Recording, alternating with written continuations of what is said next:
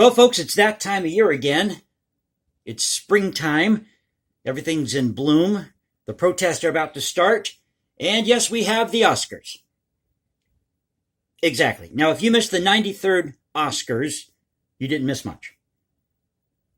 I caught maybe about 2 minutes of this. And something was going on with the filming of this. They were doing this with a different frame this year. Just didn't look right. And it looked more like the Golden Globes from a few years ago in January. Remember when they tried to do the Golden Globes right after the first of the year? And these people looked tired and depressed. And once the commercial break came, they were all jumping around, smiling. Well, they're actors. What do you expect? This is Hollywood we're talking about. But it was really funny to watch some of these speeches last night. Now, the very first one was by, what was her name? Regina King? She said, if the verdict in the Derek Chauvin trial had gone the other way, I'd be out there with my marching shoes. Okay. And you had some black gentleman, he had blonde hair, or dyed his hair blonde, talking about how the police kill 3 people every day. And they're going to keep killing 3 people every day for the next year. So we've got to stamp out police brutality. Now, the irony here is that they're holding the Oscars in a secluded location, surrounded by security and police. These people make millions of dollars a year. You have a black gentleman with blonde hair standing up there dissing the police. And he's making millions of dollars a year. How was he able to do that in a society that is supposedly built on white supremacy and racism and Jim Crow? These people in Hollywood are so full of it, it's not even funny. And I'll tell you something else. These people couldn't make a film that did not have the F word or any sexual reference or without bashing America if their life depended on it. They couldn't do it. They'd go insane. But you see, these are modernists. They're modernist. They don't know true art. They wouldn't know real art if they fell over it. Now, yes, they can make a film, don't get me wrong. And you have a lot of creative people in Hollywood. And I'm sure there's some people in Hollywood who are making good material that's getting out there. But we're not hearing about it.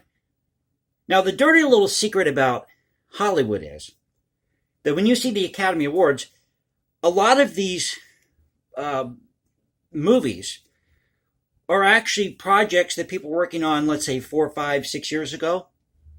Some of these, not necessarily the films like Film of the Year, that sort of thing. Of course, we know that's for 2020. But a lot of these projects are awards, let's say for design or for best script. A lot of that goes back to 4, 5, 6 years ago. And the Academy is actually just a group of people that decide or vote on whether these films should get these awards. So you don't have a chance to vote. You're excluded from this club known as Hollywood. So here they are talking about white supremacy and racism and Jim Crow, police brutality, and yet they're having this event in a secluded location, surrounded by security and police, and only a select few, the Academy, get to vote on these films, not you. Now, I'm watching the situation unfolding in Elizabeth City, North Carolina, and I will bring you an update on that once that becomes available, because it looks like we might have some protest in Elizabeth City, North Carolina tonight. This is over this Andrew Brown shooting, who turns out, and it took me less than 5 minutes to figure this out, but you think these protesters would take the time to look this up? No, of course not, because they want to cause trouble. They're rebel rousers. They have no connection to this Andrew Brown Jr. character. None whatsoever. Now, according to what I was reading, this guy is a crack, meth, or was, because he was shot and killed by police in this altercation, he was a crack, meth, and heroin dealer. This is the type of person that you people in the BLM movement want to praise and uplift. Mentioned in a previous video. Where is the justice for this beautiful, black 7-year-old child that was killed in the back seat of a car because of a gang shooting. It was retaliation. Turns out her father was a gang member who, I can't repeat it here, did some unsavory things. You can find videos of it here on YouTube. But this had to do with a gang in Chicago, or gang rivalry. 7-year-old child. Why is nobody talking about her? But you're going to praise somebody who is a drug dealer? Give me a break, BLM. Give me a break, Antifa.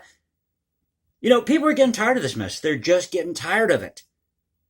So as far as I'm concerned, the Academy, BLM, Antifa, all you politicians, Benjamin Crump, this guy is no good. This guy is bad news from the word go.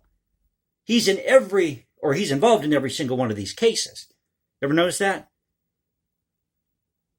And I got to go back to this question because this is something that's really been puzzling me. This whole situation with Derek Chauvin. Before the jurors were selected in that case, they were awarding the George family $27 million.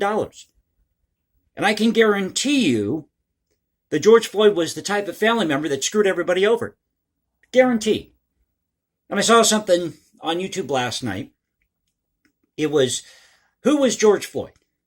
Well, ABC News put this up on YouTube. And I'm looking at this, and they tend to leave out certain things about George Floyd. Now, they briefly touch on the fact that he had a criminal past. Okay, he had a criminal past. Well, what exactly did that criminal past involve? Well, you see, folks, they failed to mention the fact that he held a pregnant woman at gunpoint. They even assaulted her. And had all these other charges. I mean, look, if people are going through a time period where they're redeeming themselves and they're trying to get their life together, I understand that. I'll be all for that. But it just sounds like this guy was bad from the word go. George Floyd. I mean, he was just a habitual offender. It's like I said, like Benjamin, it's like they all are cut from the same cloth. Doesn't matter if they're this Benjamin Crump lawyer or they're George Floyd, or in this case is Andrew Brown Jr. These are the type of people that BLM and Antifa are praising. Why are you praising these people? Seriously. I mean, it's sad that George Floyd died, don't get me wrong. And maybe we need to have this discussion about police brutality. But we sure as hell don't need the Academy or these Hollywood types preaching to us about how we should live our lives as regular Americans, that somehow we're the problem. And here they are in this secluded location surrounded by security and police. And they're making millions of dollars a year. Well, to hell with all these people, as far as I'm concerned. It's just, I get tired of it, folks, don't you? Don't you just get tired of this? I mean, we live in a great country, right? The fact that you can make a film in this country and you have the ability to bash the police on live TV if you want to says something about this country. But do they not realize that they're also bashing a lot of these minority cops, Black, Hispanic, Asian cops that are out there that are working hard to protect their communities? So if you liked the video, please click that like button, subscribe. Hit me up on Instagram at hashtag Jason Composes. Leave comments below. Now you can reach me at Twitter, Voice of the Composer Twitter. This is Voice of the Composer saying peace out. I'll catch you next time. Stay safe, everybody, and God bless this great country.